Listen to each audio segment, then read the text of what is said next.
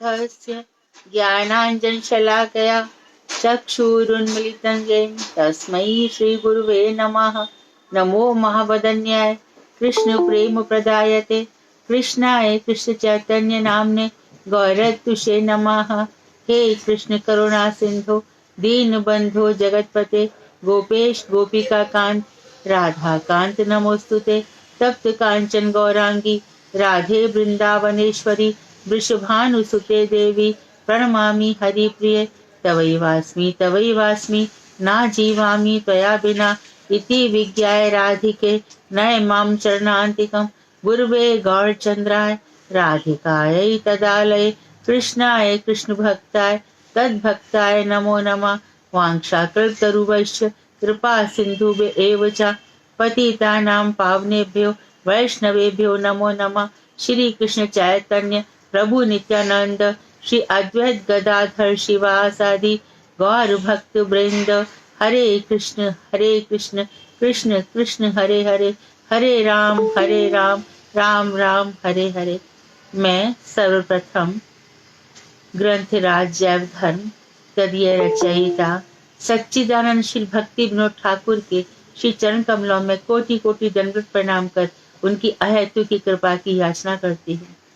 मैं नित्य प्रविष्ट ओम विष्णुपाद अष्टोत्तर शत श्रीमद भक्ति वेदांत श्री नारायण गोसाई महाराज नित्य प्रविष्ट ओम विष्णुपाद अष्टोत्तर शत श्रीमद भक्ति वेदांत बामन गोसाई महाराज के चरण कमलों में कोटि कोटि दंडवत प्रणाम कर उनकी अहेतु की कृपा की भिक्षा करती हूँ। मैं उपस्थित वैष्णव वैष्णवी श्रोता मंडली सभी को यथा योग्य प्रणाम अभिनंदन वंदन करती हूँ। हम जैव धर्म के आज 14वें अध्याय में प्रवेश करेंगे। 14वां अध्याय शक्ति तत्व है। पूरे जैव धर्म में ये जो शक्ति तत्व अध्याय है ये लिटिल कॉम्प्लिकेटेड है लेकिन बहुत सुंदर और बहुत सरस है। जब 10 मूल तत्व बताए गए तो हमारे माइंड में सेट कर दिया गया कि 10 मूल तत्व में हमें कौन सी वाणी को प्रधानता देनी है, जो वैदिक वाणी है, जो आम्नाय वाणी है। आम्नाय मतलब शास्त्र वाणी, शास्त्रों की वाणी माननी है। और कौन से शास्त्र, जो भगवान श्री कृष्ण से संबंधित शास्त्र है जिसमें भगवत तत्व स्पष्ट रूप से है। तो उसमें बहुत स्पष्ट रूप से बता दिया गया था कि ब्रह्म परमात्मा और भगवान एक ही हैं। ब्रह्म भगवान का गुण है, ब्रह्म चिन्मय धाम है। यद गत्वा न निवर्तन्ते तद धाम परमम मम। जहां जाकर जीव फिर लौटता नहीं है वही मेरा धाम है। तो कौन सा धाम है आपका? गोलोक धाम है। और ये जो चिन्मय धाम है ब्रह्म धाम है।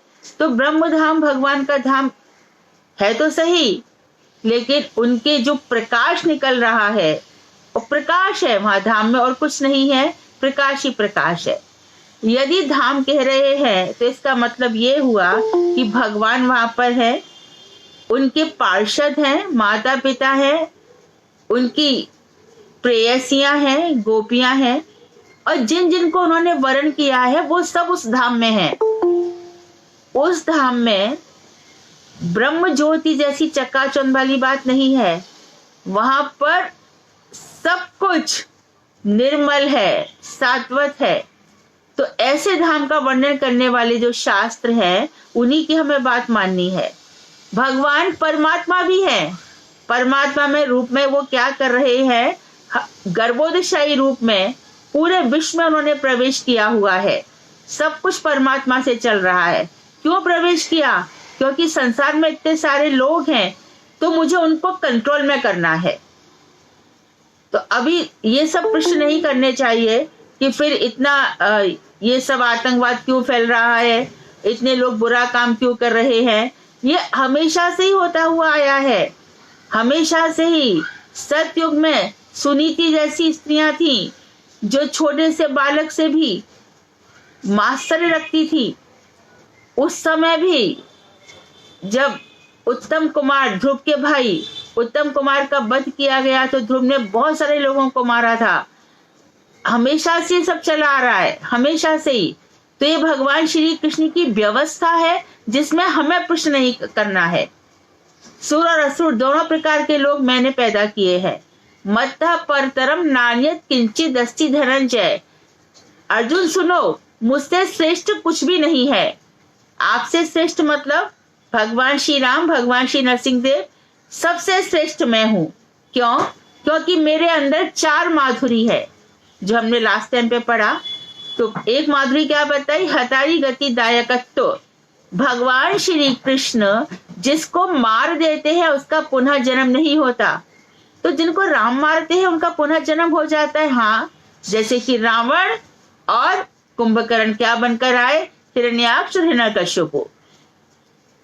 और कृष्ण अवतार में जब शिशुपाल और दंतवक्र बनकर आए, तब भगवान ने जब शिशुपाल दंतवक्र को मारा, तो सबके देखते देखते शिशुपाल की जो ज्योति है पहले ब्रह्मलोक पर चक्कर काट कर आई, चक्रवर्ती ठाकुर लिख रहे हैं, और फिर आकर भगवान के चरणों में समा गई। तो वहां से कहां पर जाएगी वो? क्योंकि भगवान के नित्य पार्षद है, इसलिए वो ब्रह्मधाम में नहीं जाएगी। जय और विजय ने भगवान को वीर रस का आस्वादन कराने के लिए ये जन्म लिए थे। तो ये चीज क्लियर हो गई। फिर बच गया था भगवान श्री कृष्ण के जो गुण है ये 4, उनकी वेणु माधुरी है। वेणु माधुरी नरसिंह भगवान, भगवान श्री राम, जहां तक कि बलराम जी की माधुरी भी वेणु वो भी बजाते हैं, पर वो चीज नहीं है। रसो वही सहा, वो रसमय है, इसलिए उनकी वाणी से रस निकलता है। तो ये वेणु किसको सुनाई पड़ती है? जो उनके प्रियजन हैं, जो उनके निज जन हैं। सुनाई तो यशोदा को भी पड़ती होगी ना, वो तो खुद जब वो भगवान जाते हैं तो फेंटा में बांसुरी लगा देती हैं, लेकिन मधुर तान गायों को सुनाई पड़ती है और उनकी नित्य जो प्रेयसियां हैं उनको सुनाई पड़ती है। वेणु गीत में कितना सुंदर वर्णन है। जब भगवान बंशी बजाते हैं तो किस तरह से बादल उनकी रक्षा करते हैं, मोर के का ध्वनि करने लगते हैं, मृग पीछे मुड़ मुड़ के उनको देखते हैं, भीलनिया जाति की सब हतप्रभ रह जाती है उनकी बांसुरी की धुन सुनकर। भगवान का गायन भी बहुत सुंदर है। कहते हैं कि ललिता जी का भी गायन बहुत सुंदर है। तो ललिता जी और श्री कृष्ण में हमेशा एक कॉम्पिटिशन हो जाता है रस बढ़ाने के लिए, तो राधा जी की प्रसन्नता के लिए। तो जब जब राधा जी की बात आएगी तब तक शक्ति की बात आएगी। तो भगवान के अंदर हति गति दायकत्व, वेणु माधुरी, प्रेम माधुरी और लीला माधुरी या गुण माधुरी भी कह सकते हैं। तो भगवान की जो लीलाएं हैं वो अपरंपार हैं, अद्भुत लीलाएं किया करते हैं। ऐसे कौन लीला करता है? छोटा सा बच्चा होकर के माँ से डर जाता है, ये लीला नहीं है तो क्या है? माँ बैत उठा करके उनको मारने लग जाती है तो उनकी आंखों से आंसू बहते हैं। आप सब लोग दामोदर अष्टक गाते ही हो, रुदंत मुहुर नेत्र, बार बार रो रहे हैं। और कैसे रो रहे हैं? दोनों आंखों को ऐसे करके जैसे बालक रोता है। मृजंतम, आंखों को मीड़ रहे हैं। और मनुष्यवत लीला है ना, छोटा सा बालक भी शायद चालाकी कर सकता हो, लेकिन हमारे कन्हैया ने कैसा भोलापन दिखाया कि जैसे ही उन्होंने मटका नीचे से तोड़ दिया और दूध दही फैल गया, तो उसी दूध दही के पैरों से वो छाप मारते हुए चले। कोई बच्चा होता तो इधर उधर पहुंच लेता या कहीं जाकर के धो ले, कुछ कर लेता, उन्हीं पैरों से छाप, यशोदा को पता चले ये गया कहां पर। तो भगवान श्री कृष्ण की बाल लीलाएं होती है। इसी प्रकार भगवान श्री राम भी, एक माखन रोटी उनके हाथ में होती है। काक भूषुंडी कहते हैं कि मेरे 10,000 कितने हजार वर्षों से कोआ योनि में है। क्यों? कि मुझे इस योनि से भगवान की कथाएं मिल रही हैं, लोम शिशि के शाप के कारण। तो जब वो आते हैं और भगवान राम के हाथ से माखन रोटी ले जाते हैं, काग के भाग कहा कही है, हरि हाथ सो ले गयो माखन रोटी। हरि हाथ से माखन रोटी ले जाते हैं। भगवान श्री राम के लिए भी ठुमक चलत रामचंद्र, बाजत पैजनिया ठुम। तो उनकी भी पैरों की जो छाप है वो चलती है। और तुलसीदास जी इतने सुंदर सुंदर पद लिखते हैं। तो इस तरह से भगवान नरवत लीलाएं करते हैं। भगवान के 64 गुणों में जो 50 गुण थे वो बिंदु बिंदु मनुष्यों में भी मिल जाते हैं, देवताओं में भी मिल जाते हैं, और जो 5 गुण अधिक है वो देवताओं में बताया, और 5 गुण अधिक है वो शिव में और ब्रह्मा में, और उसके बाद और जो 5 गुण अधिक है वो नारायण में भी है। लेकिन संपूर्ण रूप से जो 64 गुण है वो भगवान श्री कृष्ण में है। तो भगवान श्री कृष्ण के सौंदर्य का खूब वर्णन किया गया, खूब आनंद आया, हृदय एकदम प्रसन्न हो गया कि जो हमारे आराध्य देव है उनकी क्या महिमा है। चक्रवर्ती ठाकुर, सनातन गोस्वामी, जीव गोस्वामी, रूप गोस्वामी, नारायण गोसाई महाराज, वामन गोसाई महाराज क्या आनंद लेते हैं उनकी भक्ति का। उनकी भक्ति में इतनी सरसता है। शाख शाख पर, पात पात पर, वृंदावन के वृक्ष को मरम न जाने कोई, डाल डाल और पात पे राधे राधे हो। गोकुल में भी जन्म लिया, लेकिन आज उनकी शक्ति है राधा रानी, उन पर हम विचार करेंगे। प्रेम सरोवर प्रेम की भरी रहे दिन रैन, जहां जहां राधा पग धरे कृष्ण धरे दोने। तो आज उनकी जो शक्ति है राधा जी, उनके विषय में तो हम चर्चा करेंगे ही। देखिए 2-3 जो पेज हैं वो थोड़े से कॉम्प्लिकेटेड है, आप ध्यान से पढ़ना, आप सुनना। क्यों मैं ऐसा कह रही हूँ कि गुरुजी ऐसा कहते हैं कि अपने आराध्य के विषय में हमें सारी जानकारी होनी चाहिए। तो भगवान श्री कृष्ण की जो प्रेयसियां हैं उनका भी प्रेम 3 प्रकार की रति है। वो इसमें नहीं है पर मैं आपको बता रही हूँ, ये बेसिक है। उनकी रति है साधारणी रति, समंजसा रति और समर्था रति। साधारण रति कुब्जा की है, जहां पर वो भगवान श्री कृष्ण से अपने सुख के लिए प्रेम करती है और उसके बाद उसका कोई विशेष रिश्ता देखा नहीं जाता। समंजसा रति रुक्मणी, सत्यभामा, इन सब कालिंदी, इन सब रानियों की है। क्यों? भगवान श्री कृष्ण से तो प्रेम करती ही है, साथ में अपने पुत्र पुत्रियों से भी करती है। समंजसा, सामंजस्य कर रखा है, सबके साथ है। भगवान बार बार हस्तिनापुर चले जाते हैं तो क्या उनको कुछ होता है? यहाँ समर्था रति है, जरा सा भी अक्रूर को रथ पर बैठकर देख लिया तो हमारी जो गोपियां हैं बेहोश होके गिर जाती हैं, रास्ते में पूरी लेट जाती है, और अक्रूर क्रूर बन करके गोपियों की तरफ बिना देखे हुए, बिना उनकी कुछ वेदना नहीं होती, श्री कृष्ण भी चुपचाप देखते रह जाते हैं, बलराम जी भी कुछ कहते नहीं, और इस तरह से रथ निकल जाता है। गोपियां पड़ी रह जाती हैं। उद्धव क्यारी में राधा जी की वेदना उद्धव जी स्वयं देखते हैं। गोपियां नाक में रुई लगा लगा कर देखती हैं कि सांस चल रही है कि नहीं चल रही है विरह की पीर भारी, छीजती जाती बिचारी। इतना विरह है राधा जी को कि दिन पे दिन क्षीण होती जाती है, एकदम छीज रही है, कमजोर होती जा रही है। तो ऐसे राधा जी उनकी शक्ति है। तो राधा जी तो उनकी आनंदमय शक्ति है, लेकिन हमारे ठाकुर जी सत चित आनंदमय है। सत उनकी संधिनी शक्ति है, चित उनकी संवित शक्ति है, और ये आनंद शक्ति है। तो सत्य क्या है? ज्ञान, चित, चित ज्ञान, सत बल और आनंद क्रिया। तो इस समय कई नाम आएंगे, उन नामों से आप घबराना मत कि क्या क्या है। ये भगवान श्री कृष्ण के वैशिष्ट हैं।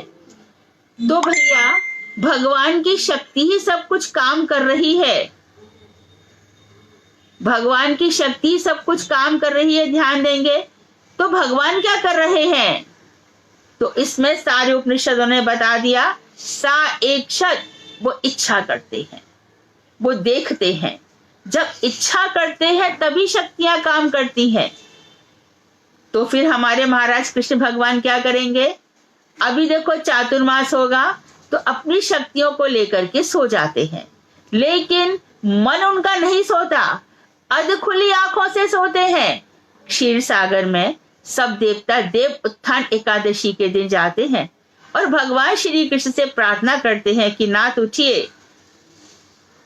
तो उस समय क्या कार्य बंद हो जाते हैं? नहीं, शक्तियां उनका काम करती रहती है उनकी इच्छा से। वैसे तो भगवान श्री कृष्ण चातुर्मास में क्या सोएंगे, जो कभी जीवन में सोया ही नहीं। आप देखिए 7 दिन 7 रात भगवान ने पर्वत उठाया, तो क्या भगवान सोए? कहाँ गई थी उनकी नींद? हर रात यशोदा जी उनको भवन में सुला देती हैं और हर रात वो महारास करने चले जाते हैं। कहाँ गई उनकी नींद? लेकिन फिर भी भगवान एक रूप से क्षीर सागर में शयन कर रहे हैं। भगवान श्री कृष्ण परम चेतन तत्व हैं, उनको हमारे जैसी आलस्य भरी नींद नहीं आती है। परम चेतन है, सर्वज्ञ, सबके विषय में जानते हैं और कृतज्ञ, क्या किसने उनके लिए कृत किया है वो भी वो जानते हैं। अर्जुन, मैं सब कुछ जानता हूं। तो आज हम बहुत सुंदर चैप्टर पढ़ने जा रहे हैं। यहाँ पर ध्यान रखें, शक्ति शक्ति रतो अभेदाः। भगवान श्री कृष्ण शक्तिमान है। क्यों? क्योंकि उनकी शक्तियां हैं, लेकिन इच्छा कृष्ण की रहेगी और शक्तियां काम करेंगी।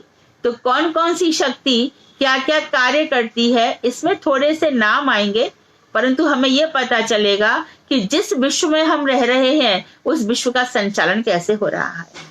कोई मूर्ख कहता है प्रकृति चला रही है। ठीक है, चला रही है, लेकिन गीता में जो भगवान कृष्ण कह रहे हैं कि मत्तः सर्वम प्रवर्तते, सब कुछ मुझसे चल रहा है, वही भगवान कह रहे हैं कि मया अध्यक्षेण प्रकृति सूयते चराचर जगत। मेरी अध्यक्षता में प्रकृति इस चराचर जगत को चला रही है। तो भगवान की जो हमारी शक्ति तटस्थ शक्ति है, क्षेत्रज्ञ शक्ति है, जीव शक्ति है, उसके विषय में हम प्रवेश कर रहे हैं।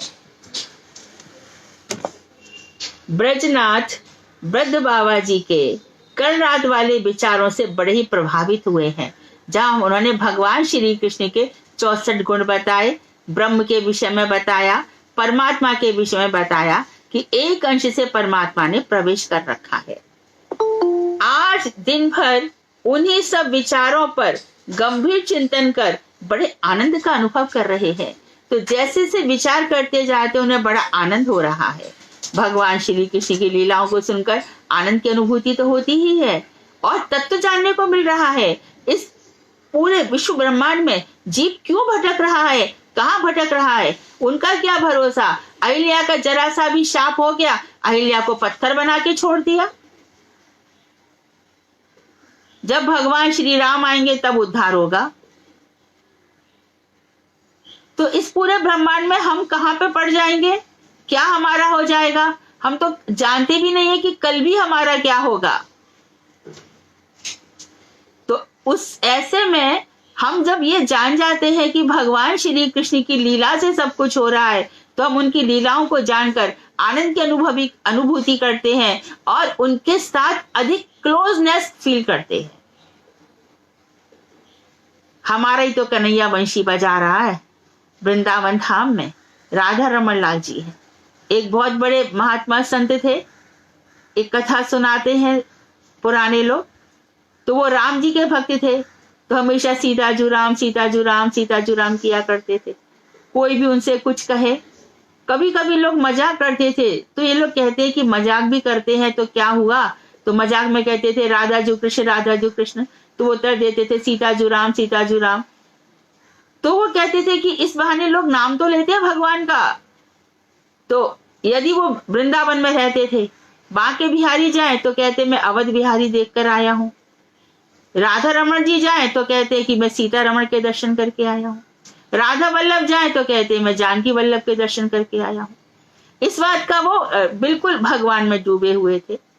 तो अंतिम समय में उनके गुरुजी अयोध्या में रहते थे, वृद्ध होने लगे थे, पैरों में सूजन आ गई, तो अंत आंखों देखी बात बता रही, जिन्होंने इनको देखा था उन्होंने मुझे बताया था कि अंतिम समय में बोले मैं अयोध्या तो गया नहीं, अयोध्या गए और वहां जाकर के राधा सीताजूराम करते रहे और ऐसा कहते कहते प्राण छोड़ गए। तो 12 बजे रामनवमी के दिन प्राण छोड़े उन्होंने। तो लोगों ने कहा कि अरे बाबा उठो, राम का जन्म हो गया। 12 बजे फिर उठे, दर्शन किए और उसके बाद फिर शरीर छोड़ दिया। तो भगवान के नाम में ऐसी शक्ति है। तो सीता जो राम, तो जैसे भगवान श्री राम की शक्ति सीता है और उसी प्रकार से हमारे कृष्ण की शक्ति राधा जी है।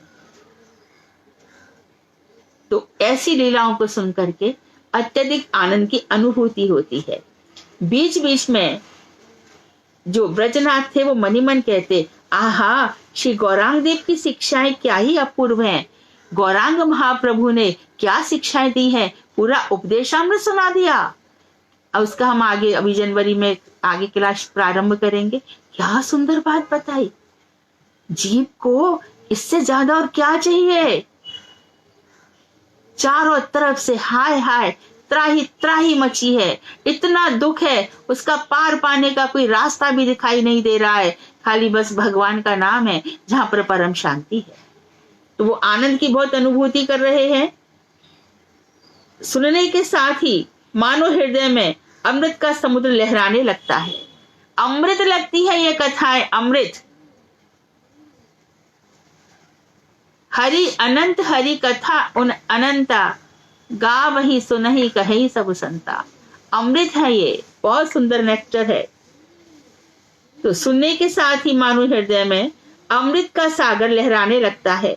जितना ही सुनता हूँ, सुनने की जिज्ञासा और भी बढ़ती चली जाती है ना। पृथु राजा ने क्या कहा था कि मेरे 1000 जीवा हो जाए, 1000 कान हो जाए, आपकी कथा ही कहता रहूं, आपकी कथा सुनता रहूं। जब स्थिति जीवन में ऐसी आ जाती है तो समझो अब हमारे यहाँ से जाने का समय आ गया। अब इस विश्व में आना नहीं है जहाँ पर छल है, कपट है, धोखा है, दिखावा है, प्रवंचना है, कपट है और कुछ भी नहीं है, कुछ भी नहीं है।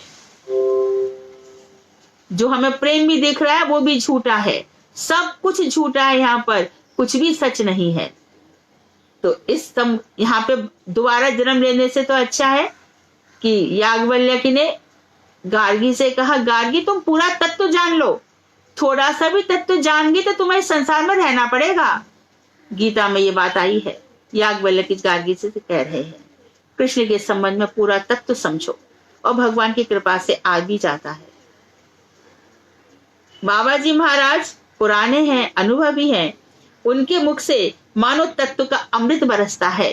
तत्व को इतने सुंदर से समझाते हैं जिसे सुनकर मन तृप्त ही नहीं होता, ऐसा लगता है और सुनाओ और सुनाओ और सुनाओ। राधा जी, बार बार राधा जी की स्मृति हो रही है। जब भगवान छोड़ के चले जाते हैं तब कितनी सुंदर, ओ छोरा नंद कौरी जो गनिया बनाए गयोरी, हमें तो जो गनिया बनाए गयोरी। विरह के इतने सुंदर भाव। कल गुरुदेव का तिरोभाव दिवस है। मैं ऐसी हम लोग संत आपस में बात कर रहे थे, तो मैं मथुरा के हमारे जो श्रीपाद रामानंद प्रभु हैं उनसे बात कर रही थी। तो बोले कि दीदी विरह की अनुभूतियां मैं क्या बताऊं। मैं एक दिन गुरुजी के कक्ष में चला गया और गुरुजी के मैं 3 बजे चला गया। प्राय करके गुरुजी सबके लिए कक्ष 4 बजे खोलते थे, अंदर भजन करते थे और लोगों को कहा जाता था गुरुजी सो रहे हैं, उनको डिस्टर्ब मत करो। वो भजन करते थे। बोले मैंने जाके देखा कि चलो जल दे आऊं, तो गुरुजी के अश्रु बह रहे थे। इतना विरह क्रंदन से भजन करते थे। और दूसरी बार और गए तो अभी उनकी नित्य सेवा है, वो तो मठ में ही रहते थे। तो दूसरी बार गए तो उन्होंने देखा कि महाराज जी कहीं कुछ बात सी कर रहे हैं। वो फिर से डर गए।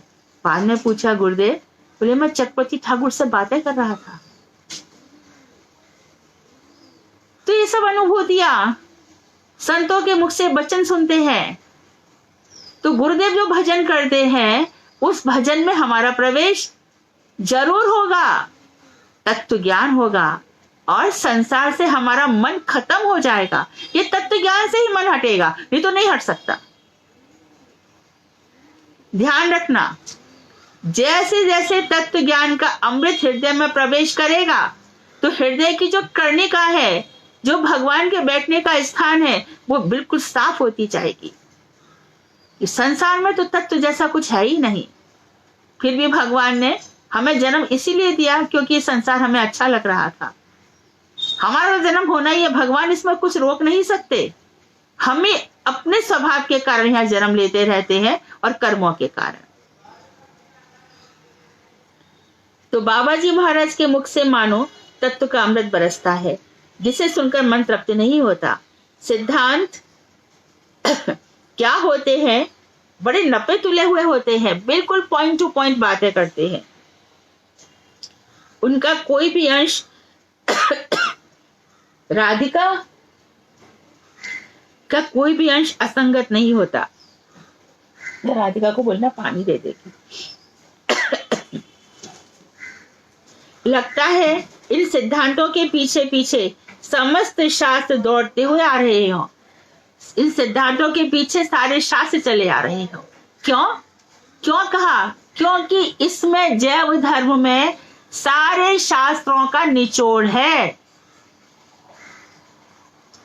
इसको पढ़ लेने के बाद और शास्त्र पढ़ने की आवश्यकता नहीं है। इसलिए ऐसा लगता है कि इन सिद्धांतों के साथ सारे शास्त्र पढ़ते हुए चले हुए आ रहे हैं।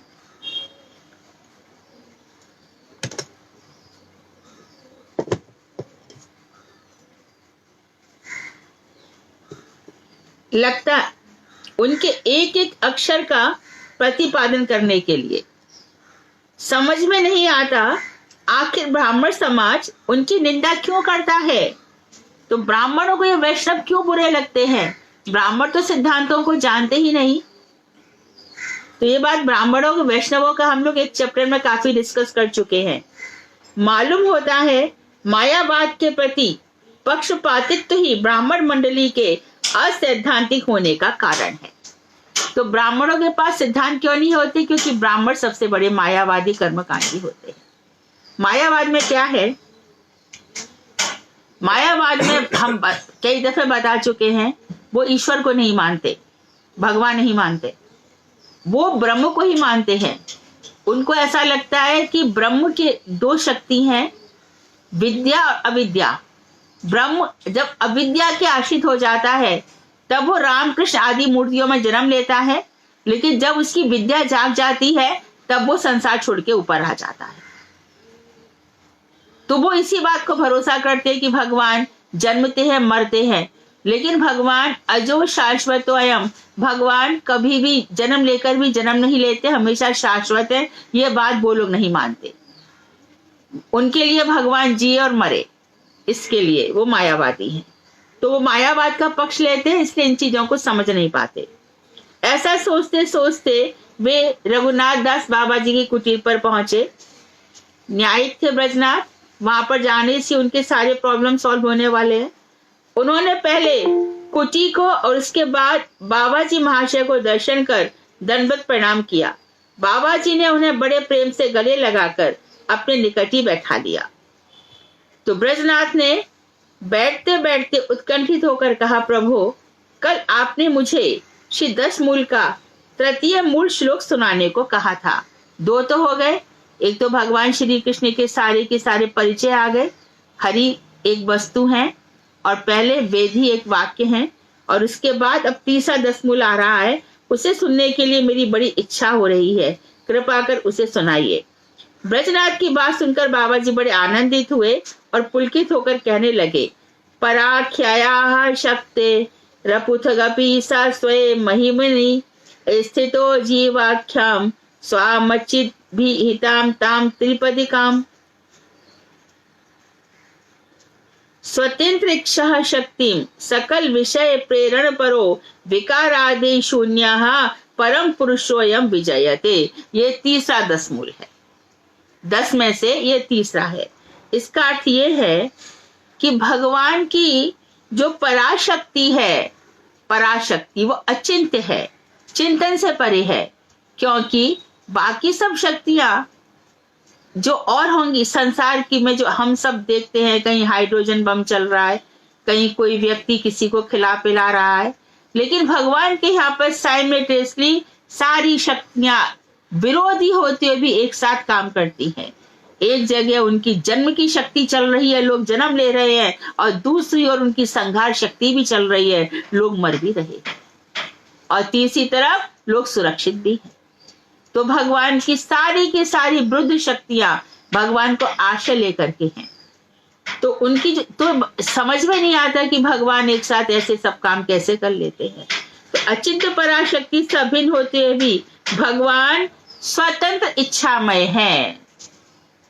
तो वो शक्ति भगवान से अभिन्न है, शक्ति और भगवान में अंतर नहीं है। भगवान और शक्ति एक हैं, लेकिन शक्ति परतंत्र है कृष्ण के। इच्छा शक्ति, जहां तक कि कृपा शक्ति भी भगवान के अधीन है। कृष्ण चाहेंगे तो कृपा होगी।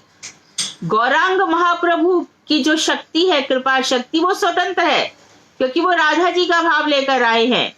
जो जो राधा जी का जाप करेंगे उनकी सारी विपदा मिट जाएगी। राधा नाम से सारी विपदा मिट जाए। तो गौरांग महाप्रभु राधा जी का भाव लेकर आए थे, तो गौरांग महाप्रभु की कृपा शक्ति स्वतंत्र है। वो इसलिए नवदीप धाम जाते हैं लोग, वो सबको अपनी कृपा बरसा देती है, पर भगवान श्री कृष्ण की सारी शक्तियां उनके अधीन है। वो चाहेंगे तो कृपा होगी। वे परम पुरुष स्वमहिम स्वरूप में नित्य स्थित रहते हैं। उनकी क्या महिमा है? सच्चिदानंद, सत्य चित आनंद।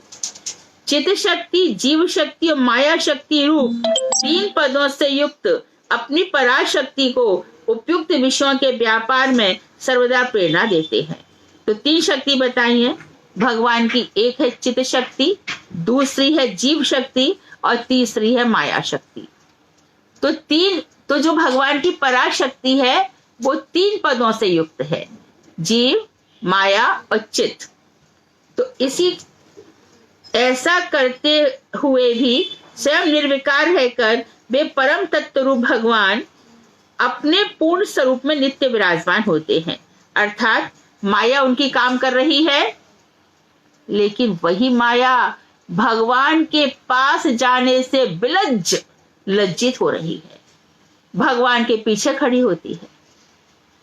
बहुत से लोग भगवान के मंदिर में पीछे से प्रणाम करते हैं, तो माया देवी को ही प्रणाम करते हैं, इसलिए उनकी भक्ति जागृत नहीं हो सकती।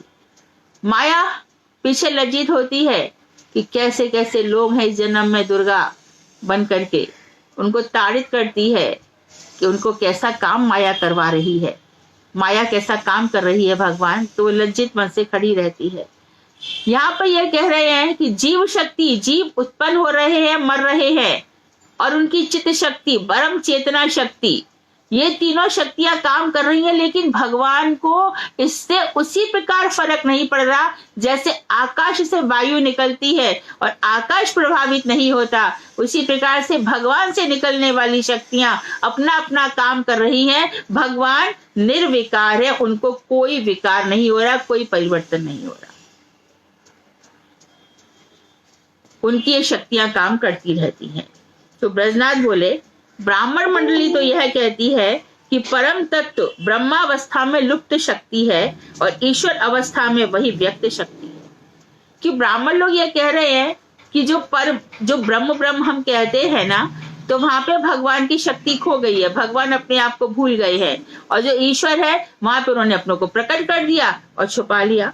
तो मैं इस विषय में वेद क्या कह रहे हैं ये बताइए। तो बाबा जी ने कहा कि समस्त अवस्थाओं भगवान की कभी कोई शक्ति लुप्त नहीं हो सकती, वो तो परम चेतन है। यदि कोई पूछे कि भगवान अपनी शक्ति को भूल गए, तो सीधा उत्तर है वो परम चेतन है, हमेशा जागरूक अलर्ट रहते हैं, उनकी शक्ति लुप्त नहीं हो सकती। तो परम तत्व ही शक्ति का परिचय पाया जाता है। समस्त अवस्थाओं में ही परम तत्व की शक्ति का, समस्त अवस्थाओं में भगवान चेतन रहते हैं। तो वेदों में कहा गया, वेद कहते हैं ना तस्य कारम करणम च विद्यते। उन परमात्मा की कोई भी क्रिया प्राकृत नहीं होती, जगत की, प्राकृत मतलब प्रकृति के गुणों के अधीन जागतिक नहीं होती, क्योंकि उनका कोई भी करण, हस्तपाद आदि इंद्रिय प्राकृत नहीं होते। भगवान के हाथ पर प्राकृत नहीं है, अर्थात बिनु पद चले सुने बिनु काना, कर बिन कर्म करे विधि नाना, आनन रहित सकल रस भोगी, बिन वाणी वक्ता बड़ जोगी। तो भगवान बिना हाथ पैर के चल भी सकते हैं, उनको क्या है? गजराज ने पुकारा और सीधे नीचे, अरे गरुड़ तुम देर लगा रहे हो सीधे नीचे, तो हाथ पैर से चलने वाला इतनी जल्दी आ सकता है क्या? द्रौपदी ने कितनी दूर पुकारा, हस्तिनापुर में यहाँ थी और उधर भगवान द्वारका में थे, तो 1 सेकंड में आ गई, मन की गति से भी तीव्र है। और कोई कह दे कि उनका मुख नहीं है या ये नहीं है ब्रह्म, अरे मुख क्या कहते हो, वो तो सारे रसों के भोक्ता है। और तुम कहते हो उनकी वाणी नहीं है, अरे उन्होंने तो सारे शास्त्र सुनाए, उनकी वाणी कैसे नहीं है? वो कहां से ब्रह्म हो गए, कहां से वो निर्विशेष हो गए? गीता वो कहते हैं, महाभारत में बातचीत वो करते हैं। अरे कृष्ण और गीता वाले कृष्ण और कन्हैया जो यशोदा जी के या नंद नंदन है, वो अलग हो गए क्या? वो सब एक ही है। तो उन्होंने कहा कि कोई भी इंद्रिय प्राकृत नहीं होती, प्राकृत करण के बिना ही उनकी अप्राकृत लीला चलती रहती है। और भी देखो, यहाँ भी लीला चल रही है, और जहां पर एक लीला खत्म ना हुई नहीं हुई कि दूसरे लोक में उनकी लीला चल जाती है, दूसरे ब्रह्मांड में लीला। तो जैसे एक मशाल है, उसको गोल गोल ऐसे घुमा दो, तो इसी प्रकार से भगवान की लीला एक जगह चलती है और दूसरी जगह प्रारंभ हो जाती है। इसलिए उनसे वे अप्राकृत शरीर से एक ही समय सब जगह विराजमान रहते हैं, वो यहाँ भी हैं वहां भी हैं। इसलिए उनसे बड़ा तो दूर रहे, भगवान के समान भी कोई दूसरा दिखाई नहीं देता। उन परमेश्वर की अलौकिक शक्ति नाना प्रकार की सुनी जाती है, जिसमें ज्ञान शक्ति, बल शक्ति और क्रिया शक्ति, ये 3 प्रधान है। अभी हमने पढ़ा चित्त शक्ति, वो हो गई ज्ञान शक्ति, जीव शक्ति, माया शक्ति, ये तो उसमें बताया ज्ञान शक्ति, बल शक्ति और क्रिया सच्चिदानंद, ये 3 प्रधान है। इन तीनों को क्रमशः ज्ञान शक्ति को चित्त शक्ति कहते हैं, बल शक्ति संबित शक्ति है, और क्रिया शक्ति सत शक्ति या संधिनी, और आनंद शक्ति या इलादनी शक्ति भी कहते हैं। आगे देखते हैं। अब जीव शक्ति के विषय में क्या कहा गया है? अजाम एकाम लोहित शुक्ल कृष्णाम वह भी प्रचाहा। ध्यान से सुनना, ये 3-4 पेज में शक्ति पाठ खत्म हो जाएगा, बाद में फिर राधा जी के विषय में आएगा। तो इसमें कह रहे हैं कि तत्वज्ञ ऋषियों ने समाधि योग में स्थित होकर पर ब्रह्म के गुणों से विभावित होकर अपने गुणों के द्वारा उन भगवान की अत्यंत रहस्यपूर्ण, दिव्य और स्वकीय शक्तियों का साक्षात्कार किया। तो शक्तियां कहां से पता चल गई? ऋषियों को। कैसे? समाधि योग में बैठकर। जैसे कि सुखदेव गोस्वामी हैं, भगवान श्री कृष्ण के सौंदर्य का वर्णन करते हैं, कभी द्विभुज स्वरूप के दर्शन करने लगते हैं, तो कभी चतुर्भुज स्वरूप में, और कभी अष्टभुजा के रूप में भी दर्शन है। हमने कहा भगवान श्याम सुंदर की अष्टभुजा है, तभी दुर्गा देवी की अष्टभुजा है। जो कृष्ण में नहीं है वो कहीं नहीं है, और जो कृष्ण में है वो सब जगह कृष्ण है। तो क्या जगत में अष्टभुजी कृष्ण दिख जाते हैं? तो वो भी हमने देखे। मथुरा में जहाँ पे रामलला के दर्शन होते हैं, वहां पर अष्टभुजा मूर्ति भी दिखाई देती है, वहां पर है वो दर्शन। तो ऋषियों ने क्या किया? भगवान की शक्तियों का साक्षात्कार किया। तो भगवान तो अपने विषय में बताते भी हैं, और ऋषि साक्षात्कार करते हैं, जो निखिल कारण समूह के एवं जीव, प्रकृति, काल और कर्म के एकमात्र अधिष्ठाता नियामक है। बहुत ही सुंदर बात कही है। काल, जीव, प्रकृति, काल और कर्म, कौन सा जीव को कहाँ पे किस हिसाब से जन्म देना है, ये भगवान से चल रहा है। और कौन सा जीव किस काल में जिएगा, किस काल में मरेगा, किस काल में विवाहित होगा, किस काल में ये पिता बनेगा, सब कुछ भगवान के साथ ही है। त्रेता युग में जन्म लेगा या द्वापर में लेगा या घोर कलयुग में जन्म लेगा, ये भी भगवान के ऊपर है। और कर्म, तेरे हर कर्म का मैं साक्षी हूं, तेरे हृदय में आके घुस के बैठा हूं, सब देख रहा हूं मैं। ये भगवान की शक्ति है, हमारे हृदय में बैठे हैं, कहीं पे भी नहीं गए, सब कुछ देख रहे हैं। तो आगे बता रहे कि लाल, सफेद और काले रंग की, अर्थात लाल हो गया रजोगुण, सफेद सतोगुण और काला रंग हो गया तमोगुण, इन तीनों गुणों से युक्त बहुत से भूत समुदाय को प्रकाशित करने वाली स्वरूपा, अर्थात भगवान के समान एक अजा का, अजा मतलब जिसका जन्म नहीं होता, अनादि प्रकृति का एक श्रेणी के अज्ञानी जीव भजन करते हैं। अजा का एक श्रेणी के लोग भजन करते हैं, अजा प्रकृति का। और दूसरे प्रकार के जो ज्ञानी हैं वो भोगी हुई प्रकृति का त्याग कर देते हैं। भोगी हुई, प्रहलाद जी ने इस बात को समझ लिया, इसलिए वो ज्ञानी भक्त है। प्रहलाद जी बोले क्या पृष्ठ पेषण, रिपीटेशन, रिपीटेडली मैं हर जन्म में यही करूं क्या, खाने में जान दे दूं, हर बार विवाह करूं क्या, हर योनि में तो वही करता हूं। इसलिए ज्ञानी लोग इस माया से संबंधित, और माया से संबंधित जब हम त्याग करते हैं तो सबसे पहले त्याग करते हैं हम आसपास के जो प्राकृत लोग हैं, आसपास के संसारी जीव, क्योंकि इनके साथ ही तो हमारा संसार बनता है ना। तो जिनसे हमारा संसार बनता है उनका साथ क्यों करना है? पहले मन से छोड़ो, फिर शरीर से भगवान छुड़वा देते हैं। भगवान कहते हैं कि अरे तू परम स्वतंत्र है, आराम से मौज में रह और मेरा भजन कर। लेकिन एक प्रकार के लोग इस माया का भोग करना चाहते हैं। क्या भोग करना चाहते हैं? मेरा घर हो, मेरा बंगला हो, बहुत खूबसूरत घर हो, गाड़ी हो, और क्या हो, जो कुछ भी हो, घूमना हो, फिरना हो, यही सब संसार में इसी में रहते रहते बूढ़ा हो जाता है। और उस बूढ़े का फिर मन नहीं लगता, क्योंकि आत्मा को अभ्यास ही नहीं है।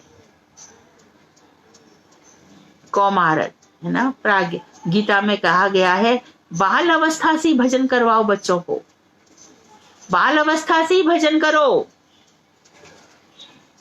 और गुरु जी के एक लेक्चर में तो कहा गया है कि जो 60 वर्ष से अधिक हो गया, शायद ही वो सुधर जाए, वो सुधरने वाला नहीं है। पंचोपासक, क्यों शिव भगवान नहीं है? इस तरह से लोग, मायावादी लोग इस तरह से हर को भगवान मान लेते हैं और अपनी मन चाहे वस्तुएं मांगना चाहते हैं। मेरी नौकरी, मेरी शादी, मेरी पत्नी, मेरा पति, यही सब इसके लिए। तो ये सब वेदों के उपदेश हैं। घृत आदि द्वारा होने वाले जो यज्ञ हैं, घी आदि से यज्ञ होते हैं। यज्ञ कृतु अर्थात ज्योतिषोम आदि विशेष यज्ञ हैं। नाना प्रकार के व्रत तथा और जो भी कुछ भूत, भविष्य और वर्तमान पदार्थ अर्थात संपूर्ण विश्व है जिनका वेदों में वर्णन पाया जाता है, उन सब का माया प्रकृति के अधीश्वर परमात्मा ने रचा है। तो भैया ये जो यज्ञ हो रहे हैं या जो कुछ भी व्रत इत्यादि बनाए गए हैं, भूत, भविष्य और वर्तमान सब कुछ भगवान ने रचा है। We have to be selective, सब कुछ भगवान का है। उस प्रकार रचे जगत में अज जीव समुदाय उनकी परमात्मा की माया द्वारा बंधा हुआ है। तो भगवान ने कहा कि माया मैंने बना दी है, तुम बंध जाओ। और खुद ही कहते हैं देवी हेषा गुणमयी मम माया दुरत्यया, मेरी माया को तू पार नहीं कर पाएगा। क्या करूं? भजन कर। कैसे करूं? कल जो तिरोभाव तिथि है, पूज्यपाद श्रीपाद पूज्यपाद नारायण गोसाई महाराज और पूज्यपाद वामन गोसाई महाराज की आविर्भाव तिथि है। कल अपने आप में प्रण करो, अपने आप में विश्वास करो, अपने आप में श्रद्धा जगाओ कि इन दोनों ने जैसे भजन के उपदेश दिए हैं हम उनको फॉलो करेंगे। गुरुदेव सुबह उठकर तुलसी जी का बिरवा पास में रखकर माला किया करते थे, पुकार पुकार कर। जब भजन समाप्त हो जाए, गुरुदेव जब मठ में जाती थी तो मैंने कोई कोई दिन तो 9 बजे तक भी देखा। आज गुरुदेव प्रसाद नहीं लेंगे, नहीं आज गुरुजी ज्यादा भजन कर रहे। तो कभी कभी मुझे जल्दी जाना पड़ता था, यूनिवर्सिटी में शुरू सुबह ही जाना पड़ता था। तो गुरुदेव ने बोल दिया था इस लड़की को कोई नहीं रोकेगा, ये जब भी आए हमसे मिलकर जाएगी। तो उनको प्रणाम करके जाओ तो सारे काम ही सफल हो जाते हैं। आगरा जाना पड़ता था अपनी पढ़ाई के लिए। तो मैं गुरुदेव को देखा, बाप रे कितना उच्च कोटि का भजन, आंखों में ऐसा ब्रह्म तेज। पूज्यपाद बामन गोसाई महाराज, नवदीप से लौटना है तो वहां से अभी उतरना पड़ेगा। तो पूज्यपाद बामन गोसाई महाराज को प्रणाम किया। प्रणाम करके मैं देख रही हूं कि उनकी दृष्टि किसी पे भी नहीं है। हरे कृष्णा कृष्णा कृष्णा हरे हरे, हरे राम राम राम हरे हरे। ये भजन है। कौन मुझे प्रणाम करता है, कितनी भीड़ आ रही है, कितने लोग हैं, उसके पास तो कुछ भी नहीं है। मेरे तो इतने मठ बन गए, उसका तो ये मठ बना, मेरा तो भविष्य बहुत सुरक्षित है। ये सब भजन नहीं है।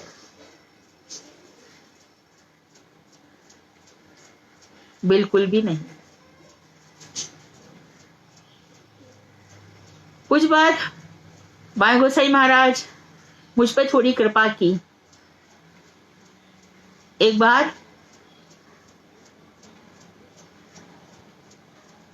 मुझे उनके शिष्य ने बोल दिया, दीदी, अनंग मोहन प्रभु ने, दीदी आप आना मत, आपको देख करके महाराज बहुत बात करते हैं। तो मैंने कहा कोई नहीं है। मैं आ भी गई और महाराज बोल लिए तो ये तो बहुत चिल्लम चिल्ली करेंगे, तो मैं नहीं जाऊंगी तो अच्छा ही है। संन्यास दिवस था, गौरांग महाप्रभु का जन्म दिवस, आविर्भाव दिवस, प्राकट्य दिवस। सन्यासियों की दीक्षा होनी है, बहुत से लोग हरि नाम लेंगे।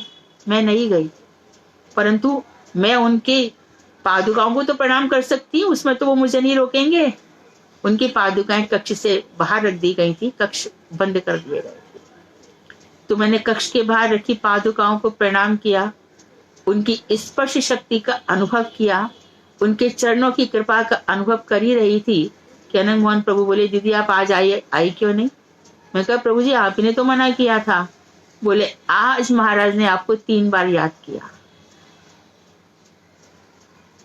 और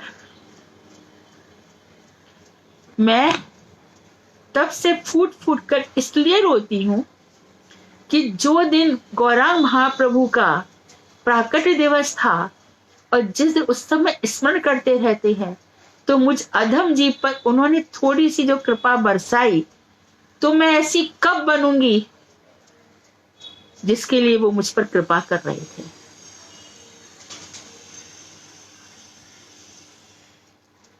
तो कल कितनी उनकी चर्चा करें, कितनी अनंत चर्चाएं इन लोगों की। कल आप लोग ये अवसर मत खोना। उनका आविर्भाव दिवस, तिरोभाव दिवस दोनों शक्तियों के केंद्र हैं, कृपा शक्ति के केंद्र हैं। इनमें से एक भी कम नहीं है।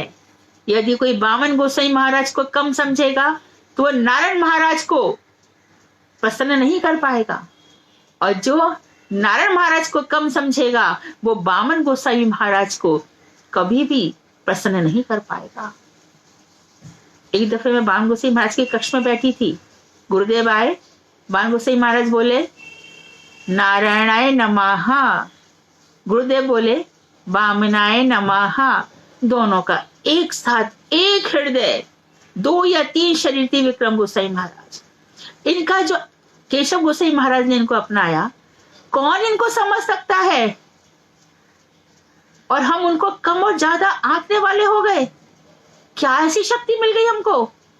अरे जो नित्यानंद ठाकुर जिन्होंने अपना ही समझ के भेजा है, अपना प्रकाश, कहां से शक्ति मिल गई उनमें कमी निकालने की? आना ही नहीं है। तो आप सब लोग उन दोनों से ही कृपा मांगना, कल उठ करके समय पर ब्रह्म मुहूर्त में भजन करना। क्या कहते हैं वो, हमसे भजन करने को ही तो कह रहे हैं ना, और वो भी तो हमसे ठीक से नहीं हो रहा। देखो, भजन गुरु जी की बातों को सुनकर ही होगा। दूसरे क्या कहते हैं, भजन खत्म हो जाएगा। गुरुदेव ने जो आज्ञा दी है, जो बताया है, उसी में लगे रहे तो बहुत जल्दी उद्धार हो जाएगा। और दूसरों से शेयर करते चले गए तो अपना भजन ही चौपट हो जाएगा।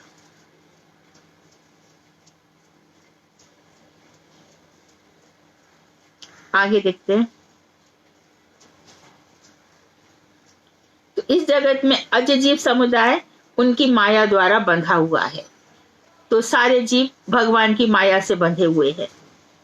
परास्य शक्ति, भगवान की पराशक्ति।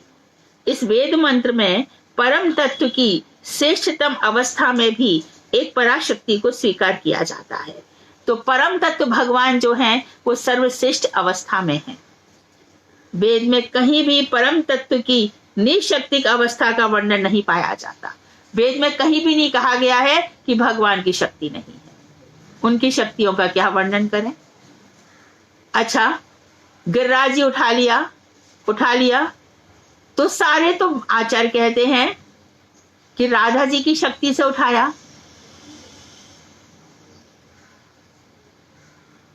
कछु माता को दूध पियो, कछु गोपन करी सहाय, राधा जू की कृपा सो गिरवर लियो उठाए। और इधर भगवान श्री राम, देवी जानकी, बड़े बड़े राजा आए और धनुष नहीं उठा पाए। जनक जी विचलित होने लगे, मां सुनैना विचलित होने लगी, क्या मेरी बेटी कुंवारी रह जाएगी? क्या संसार में कोई वीर पैदा नहीं हुआ? और जैसे उन्होंने कहा तो लक्ष्मण जी नाच उठे। लक्ष्मण जी पाताल में बैठकर शेष शैया पर पूरे ब्रह्मांड को उठाए हुए हैं। उन्होंने कहा मैं एक मिनट में सारे ब्रह्मांड को नचा डालूंगा। जनक आप कैसी बात करते हैं? विश्वामित्र से आज्ञा ली और जैसे ही राम धनुष जी के पास पहुंचे, वैसे ही जानकी जी के हृदय की संवेदनाओं को अनुभव किया जा सकता है। और उसका वर्णन तो तुलसीदास भी नहीं कर पाए। खूब कोशिश की, धनुष तुम हल्के हो जाना, मेरे प्राणनाथ आ गए, तुम उठ जाना। फिर भी उनकी आंखों में जो बरस रहा है, उनके हृदय में जो सराबोर हो रहा है, उनके हृदय में जो लहरियां चल रही हैं, उनका वर्णन कौन करे। तो जानकी जी की कृपा से, क्योंकि शक्ति है, भगवान श्री राम ने धनुष ऐसे उठा लिया जैसे खेल में कोई बालक छोटा सा डंडी का धनुष उठा लेता है। तो भगवान निशक्ति कभी नहीं है, भगवान हमेशा शक्ति के साथ रहते हैं। शिव भी शक्ति के साथ रहते हैं। इकार शक्ति का प्रतीक है। शिव में से इकार हटा दो, शिव शव रह जाते हैं। पार्वती अर्धांगिनी के रूप में शिव के साथ है। लेकिन ये जो पार्वती शक्ति है, ये ध्यान रखें, इसमें जरा भी ये सोच लिया कि भगवान शंकर पार्वती भी तो साथ में रहते हैं, ये सब विचार कर लिया तो बिल्कुल पतन हो जाएगा। क्योंकि श्री कृष्ण ने जब भगवान मोहिनी लीला की तो शंकर जी ने आके कहा था कि कृष्ण, हे भगवान, मुझे भी, मैं मोहिनी लीला में आ नहीं पाया, मैं तो हालल विषपान में लगा था, मुझे भी ये दर्शन करा दो। यद्यपि कृष्ण मना कर रहे हैं लेकिन शंकर मान नहीं रहे हैं। तब शंकर जी ने पार्वती जी की तरफ अपनी तर्जनी उठाकर कहा था कृष्ण ने शंकर से कि हे शंकर, देखो तुम्हारी ये जो शक्ति है, अर्धांगिनी है, मैं इसी से सारे जगत की रचना करवाता हूं। पार्वती दुर्गा देवी के रूप में इस जगत को प्रसव करती हैं, और योग माया के रूप में भगवान श्री कृष्ण की योग माया उपासिता, ये शक्ति योग माया शक्ति का आश्रय लेकर भगवान रासलीला करते हैं। इसलिए शक्ति तत्व को जानना बहुत जरूरी है। तो निशक्तिक अवस्था का वर्णन नहीं पाया जाता। उस परम तत्व को सविशेष आविर्भाव का नाम भगवान और निर्विशेष आविर्भाव का नाम ब्रह्म है। सविशेष भगवान का वैशिष्ट है उनके हाथ, अरे साक्षात उन्होंने देखा, आंख नहीं तो कहां से देख लिया? उन्होंने इच्छा की, मन नहीं था तो कहां से इच्छा कर ली? इसलिए भगवान वैशिष्ट वाले हैं, भगवान सविशेष है, यही उनका वैशिष्ट है। रूप उनका वैशिष्ट है, गुण उनका वैशिष्ट है, लीला उनका वैशिष्ट है, परिकर उनके वैशिष्ट हैं। तो भगवान कभी भी निशक्तिक निर्विशेष नहीं है, इनका नाम भगवान है। और जब हम कहते हैं कि निर्विशेष है, जिस समय वो कोई अपना वैशिष्ट नहीं दिखा रहे, इस आविर्भाव का नाम ब्रह्म है। इस निर्विशेष गुण को भी, तो जो भगवान का निर्विशेष गुण है उसको भी पराशक्ति ही प्रकाश करती है। अतएव निर्गुण निर्विशेष ब्रह्म में भी शक्ति का परिचय पाया जाता है। इस पराशक्ति को वेद और उपनिषदों में कहीं स्वरूप शक्ति कहा गया है, पराशक्ति का ही दूसरा नाम स्वरूप शक्ति है, कहीं चित्त शक्ति और कहीं अंतरंग शक्ति कहा गया है। तो पराशक्ति राधा जी हैं, राधा ही उनकी स्वरूप शक्ति है, राधा ही उनकी अंतरंग शक्ति है। लुप्त शक्ति ब्रह्म वास्तव में कोई वस्तु नहीं है, ब्रह्म में भी कोई वस्तु कभी लुप्त नहीं होती, मायावादी की एक कल्पना है, इमेजिनेशन है। निर्विशेष ब्रह्म वस्तुतः मायावाद से परे है, क्योंकि मायावाद से इसलिए परे है क्योंकि वो भगवान का एक गुण है, उसके बिना भगवान रह नहीं सकते। ब्रह्म हम तत्व भगवान में हमेशा रहेगा। वेद में सविशेष ब्रह्म के संबंध में इस प्रकार वर्णन आता है। तो इस टॉपिक को हम परसों लेंगे। कल हम सब मिल करके आविर्भाव तिरोभाव तिथि में उनका गुणगान करेंगे, उनके दिए उपदेशों को पढ़ेंगे, अपने जीवन को एनालिसिस करेंगे कि हमारे जीवन में कहाँ कमी रह रही है, कैसे आगे बढ़ा जा सकता है। हमारे बॉम्बे में प्रोग्राम है, बड़ा प्रोग्राम है, और वहाँ पे हम सब सम्मिलित होंगे। इसके लिए कल क्लास नहीं रहेगी, परसों सही वही 3 बजे हम फिर मिलेंगे।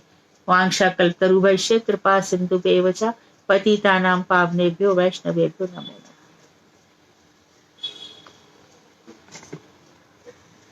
हरे कृष्णा दीदी।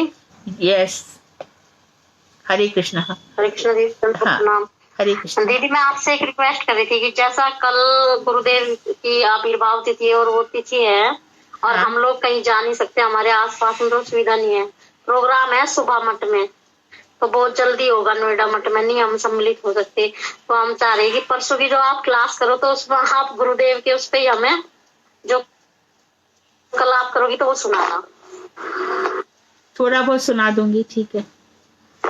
हरे कृष्ण मधु जी, ये मतलब लाइव नहीं रहेगा क्या? ये लाइव कभी कभी नेटवर्क की सरिता जी इतनी प्रॉब्लम आ जाती है ना, तो बहुत दफे हम कोशिश करते हैं, फिर वो रह नहीं पाता। पर कोशिश तो करिएगा ना, लिंक हाँ। भेज दीजिएगा तो हाँ, कोशिश कर हाँ, जाएंगे। ठीक, वो मैं करने की कोशिश करूंगी। हाँ, कितने बजे से है मधु जी? कल रखा तो 3 बजे से है, तो प्लीज जरा सा लिंक भेजिएगा ना। हाँ, तो ट्राई, मैं प्रयास करूंगी। हाँ जरूर। हरे हरे कृष्ण। दीदी दंडवत प्रणाम। हरे कृष्णा। हरे कृष्णा। हाँ, आप सब आप बता सकते हैं कि वामन गोस्वामी महाराज जी का फेवरेट डिश क्या था, फेवरेट सब्जी?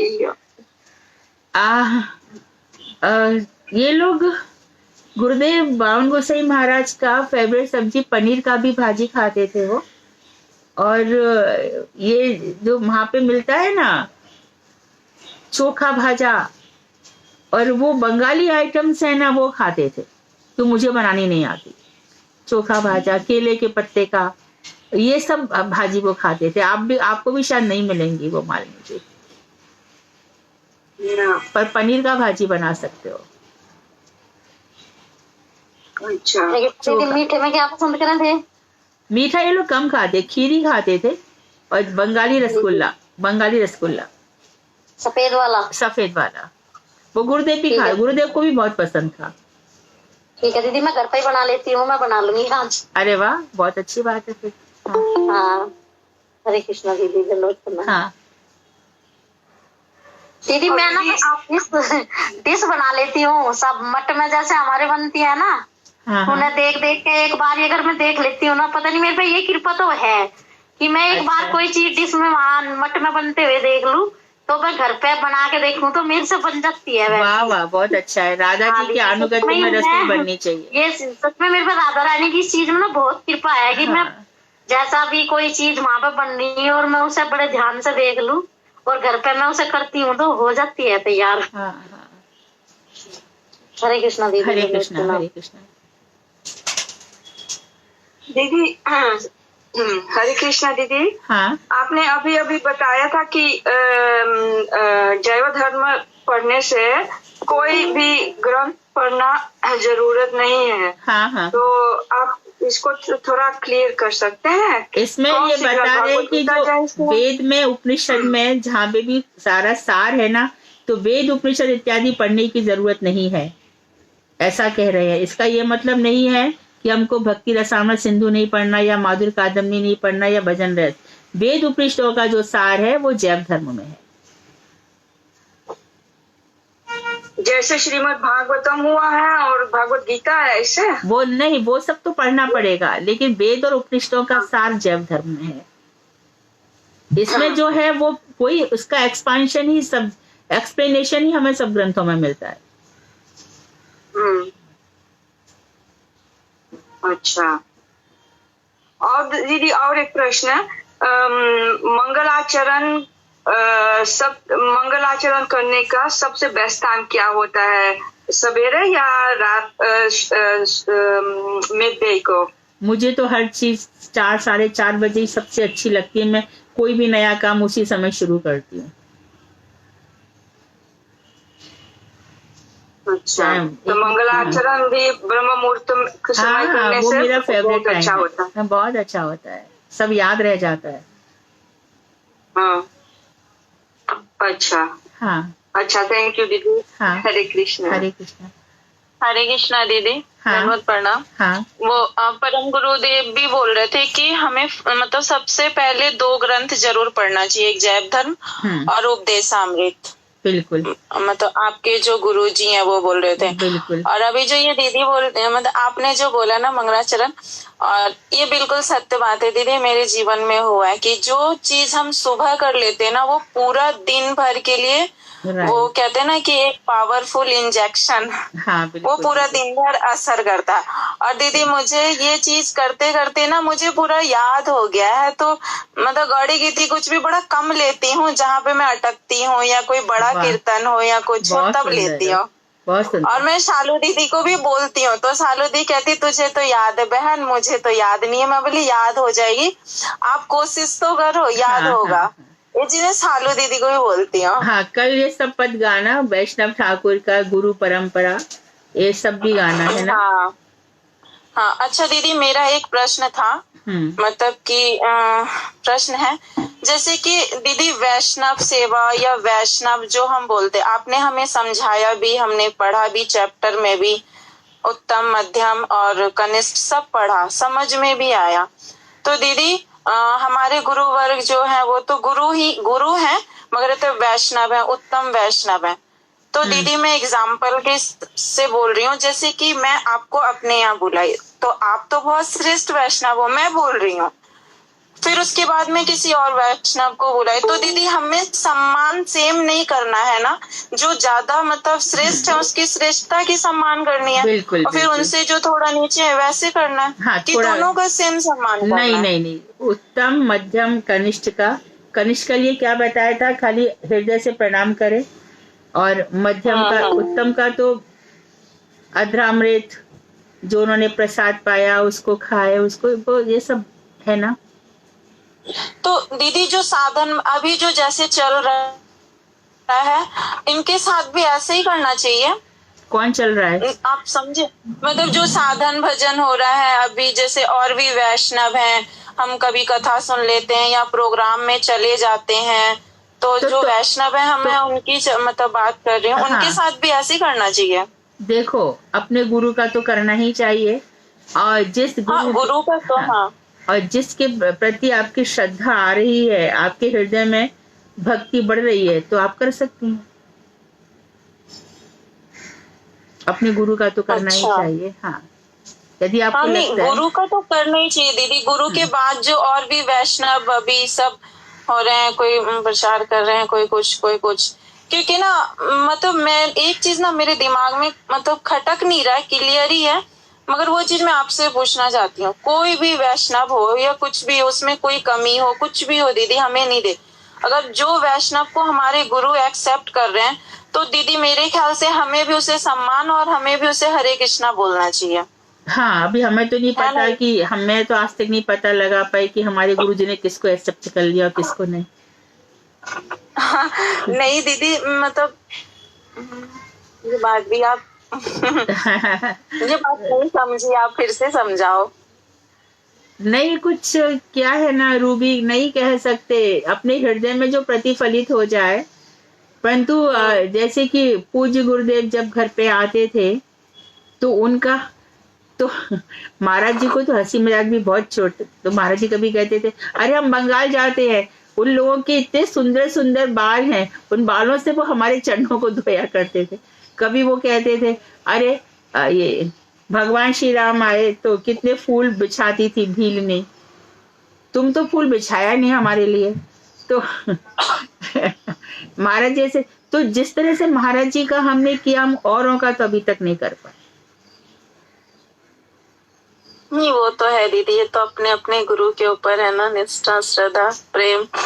आज मैं ना गुरुदेव की लेक्चर सुन रही थी, अभी वो बता रहे थे ना, आया है अभी ग्रुप में वो बावन गोसाई महाराज जी का आविर्भाव के ऊपर, मतलब बता रहे थे कि गुरुजी कि मतलब जो परम गुरुदेव है ना, जो आपके परम गुरुदेव हैं, वो किसी को पढ़ाया नहीं करते थे, तो फिर वो मतलब बोलते थे कि पढ़ो मत, सेवा करो। और पूज्यपाद बावन गोसाई महाराज जी भी यही शिक्षा देते थे कि पहले सेवा करो, पढ़ाई मत करो, जितना पढ़ लिख के आए हो वही ठीक है, क्योंकि ज्यादा पढ़ लिख लोगे ना तो फिर विद्वान बन जाओगे। तो फिर परम गुरुदेव ने बोले कि जो ज्यादा विद्वान बन के आया था ना, सब चले गए, एक उस टाइम के बावन गोसाई महाराज जी ही बच गए।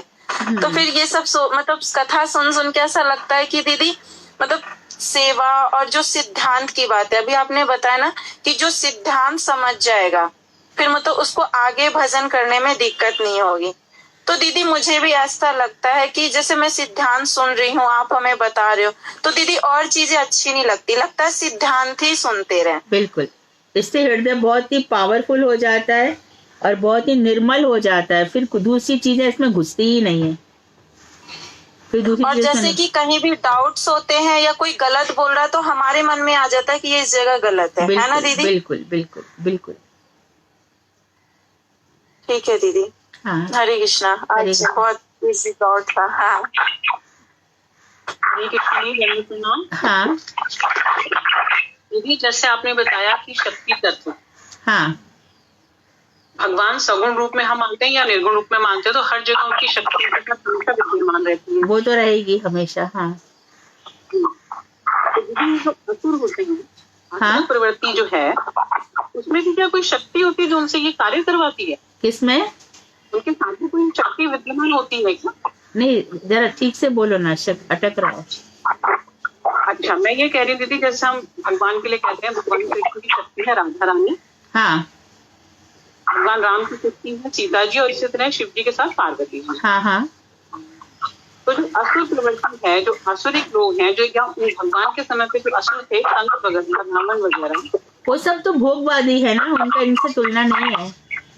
असुर तो भोगी है ना। हाँ जी, लेकिन वो ये कार्य करते थे कि भगवान के समक्ष रह के बिल्कुल भगवान के अगेंस्ट जाके जो कार्य करते थे, क्या उनके पास भी कोई इस तरह की शक्ति होती थी? नहीं, उनका जो बल है ना कि भगवान से युद्ध करेंगे, वो बल उनका मायावादी बल है, मतलब कि तमोगुण से उठा हुआ बल है। तमोगुण उनका इतना अधिक प्रबल हो गया कि भगवान को सामने समझ ही नहीं पा रहे, और जहाँ तक कि कभी कभी भगवान की शक्ति को भी, सीता जी को भी हरण कर लेना चाहते हैं। ये तमोगुण के कारण, उनका बल नहीं है कुछ भी। तो ये तमोगुण की ताकत है मतलब। हाँ हाँ, तमोगुण के, हाँ हाँ, विध्वंसक शक्ति, हाँ, उनकी विध्वंसक शक्ति से। ठीक है दीदी, ठीक है, धन्यवाद, प्रणाम दीदी। हाँ, हरे कृष्ण। हरे कृष्ण दीदी जी। हाँ हाँ,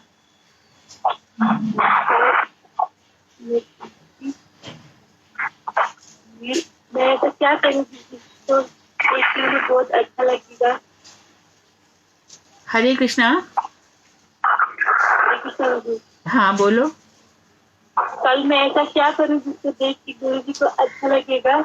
हाँ, तुम सुबह उठना, स्नान आदि करके, चंदन इत्यादि लगा करके, और आसन पर बैठ जाना, तुलसी जी का बिरवा पास में रखना, और गुरु जी का स्मरण करके, दोनों गुरुओं का स्मरण करके भजन करना। नाम जब पूरा एक ही आसन पर बैठकर 16 माला कर लेना, कल के दिन तो कम से कम। और उसके बाद गुरु वर्ग को प्रसाद बनाना, और प्रसाद बना करके गौड़ी गीति गुच्छ में से जो भी वैष्णवों के भजन है, उन भजनों का कीर्तन करना। और हो सके तो यदि हृदय से रोना आ जाए तो अपने 2 आंसू उनके चरणों में बहा देना। कृपा ही कृपा मिल जाएगी, कृपा ही कृपा मिल जाएगी।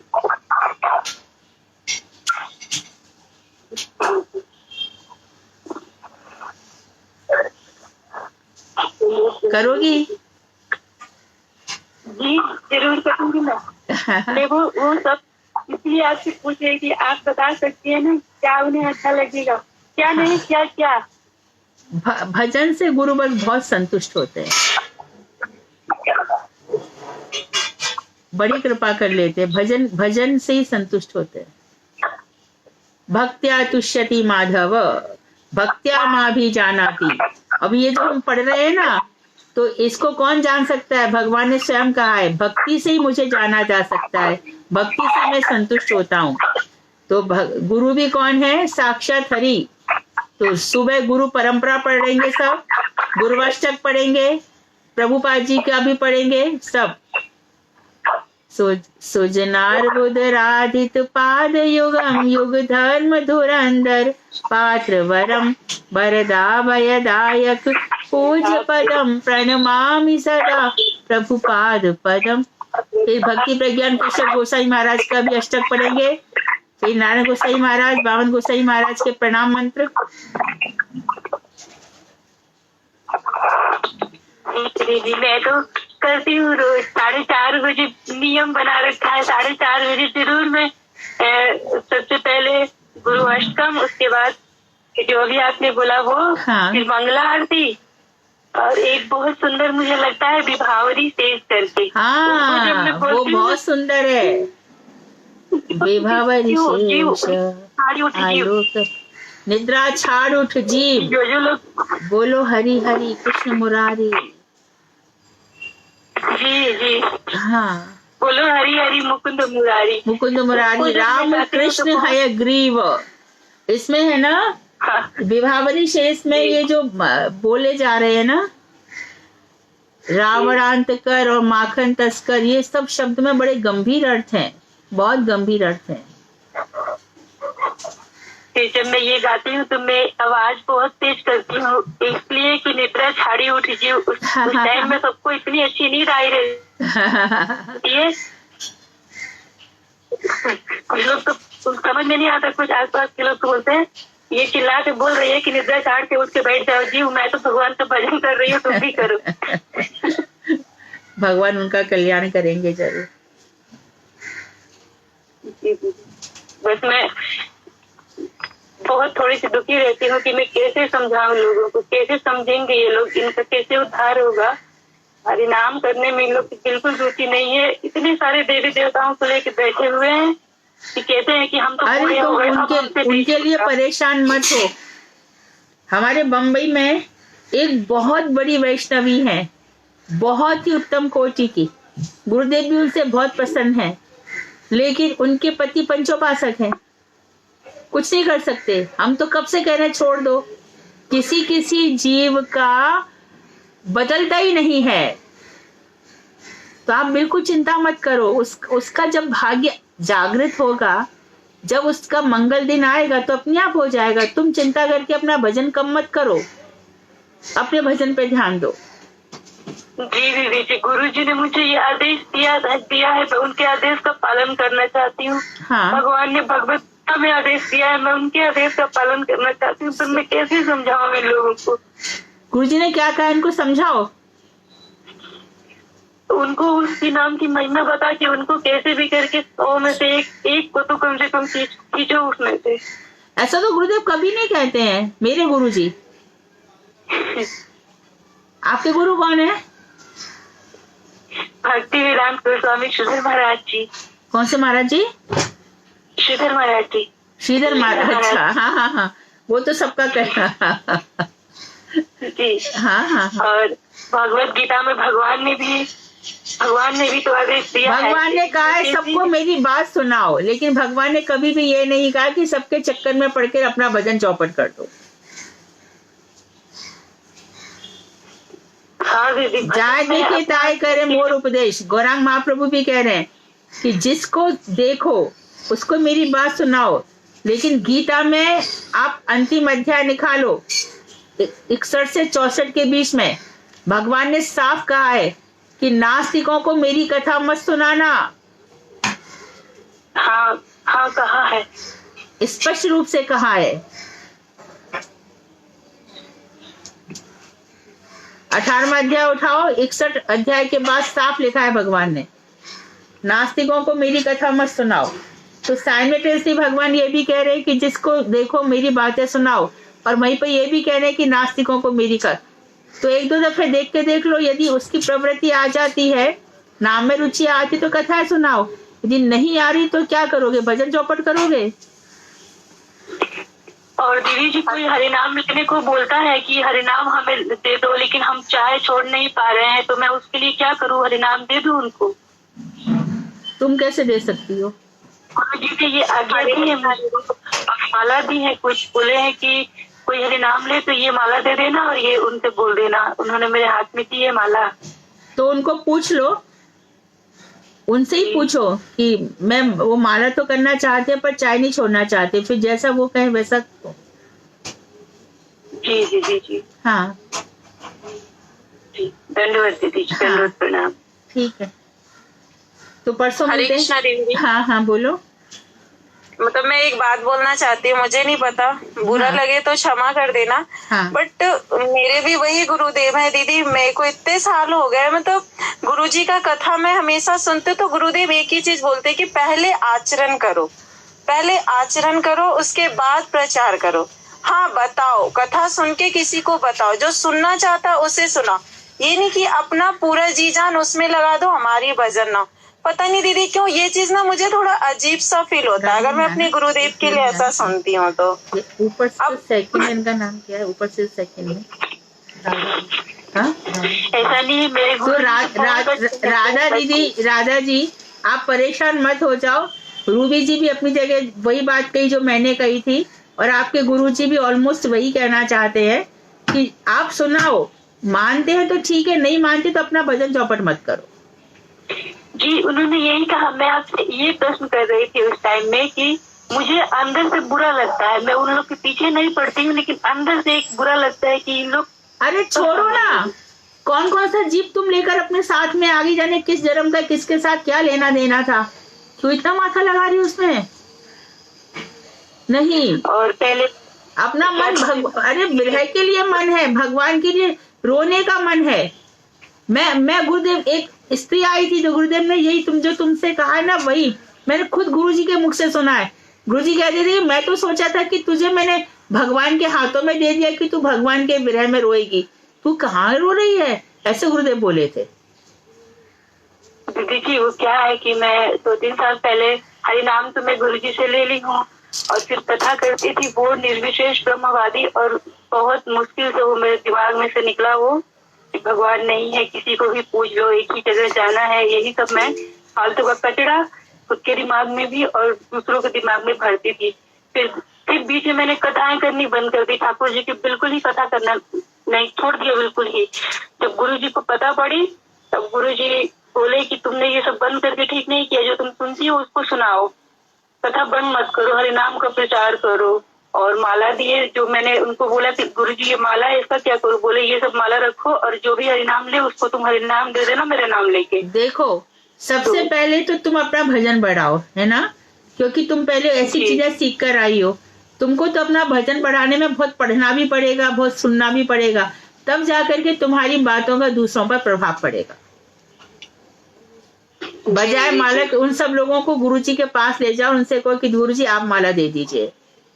आप अपना, हाँ, यू हैव टू स्टडी, और आपको भजन भी बढ़ाना होगा, बहुत अध्ययन भी करना होगा। हम लोग का पूरा जीवन अध्ययन करते करते चला गया। प्रभुपाद जी ने 10 साल में 100 करोड़ नाम जप किया, तब सोचा कि मैं प्रचार करूंगा। आप तक पहुंचाने के लिए गुरुजी ने ही पहुंचाया। अब विशाखा दीदी जी का नंबर दिया, फिर उन्होंने आपसे जोड़ा। हाँ, गुरुजी ने ये सब किया। उसके बाद भी तो और पढ़ना पड़ेगा। मैं आज भी पढ़ती हूँ, ग्रंथ लिखने का समय निकालती हूँ। इससे मुझे आचार्यों की वाणी पढ़ना बहुत अच्छा लगता है। हरे कृष्णा दीदी। हाँ, अभी मेरे गुरुदेव यहीं पे आ रखे हैं, नोएडा में आए हैं दीदी। अभी कल यहाँ तिथि मनेगी और अभी कथा हो रही है। सिर्फ मैं तो ज्यादा अपने गुरुदेव से बात नहीं करती हूँ दीदी, मतलब बिल्कुल जितना जरूरत है। तो कह रहे जैव धर्म की क्लास ले रही मैंने मधु दीदी से, तो पता दीदी गुरुदेव ने मुझे क्या बोला, अरे वाह बड़ा धुरंधर बन रही है। हाँ दी, मेरे को इतना अच्छा लगा, मगर गुरुदेव ने ये नहीं बोला कि तू किसी को बता, किसी को कर, मतलब उनका कहना है कि पहले अच्छे से खुद प्रचारी का है। बस खाली भूल उनसे ये हो रही है कि उनको अभी पढ़ना पड़ेगा, प्रचार में उनका मन ज्यादा जा रहा है।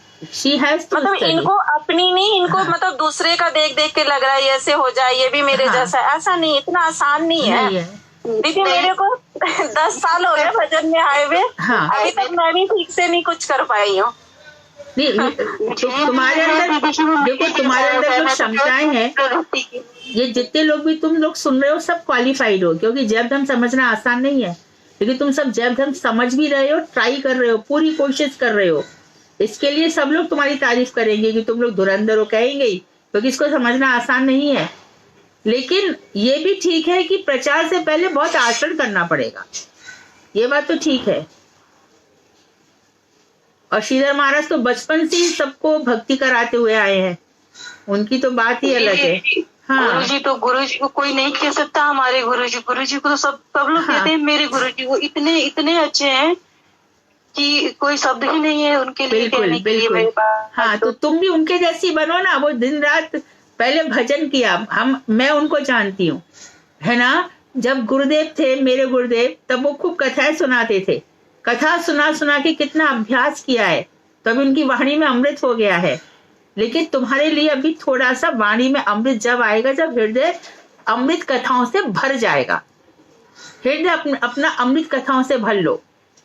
That's why you have to study more and more.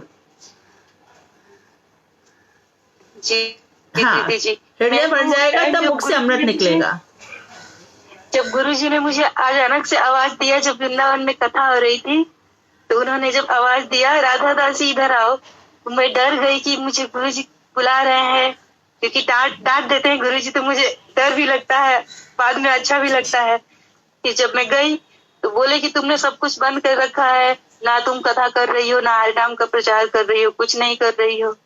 लेकिन दीदी मैं क्या बताऊं, मैं कुछ बोली नहीं। मैं बोली गुरुजी जैसी आपकी आज्ञा होगी ना वो मैं करूंगी। लेकिन मेरी दिमाग से वो दीदी जो कचड़ा भरा हुआ है ना, वो बचपन से वही सब बताया गया था मुझको, वही निर्विशेष ब्रह्म ज्ञानी।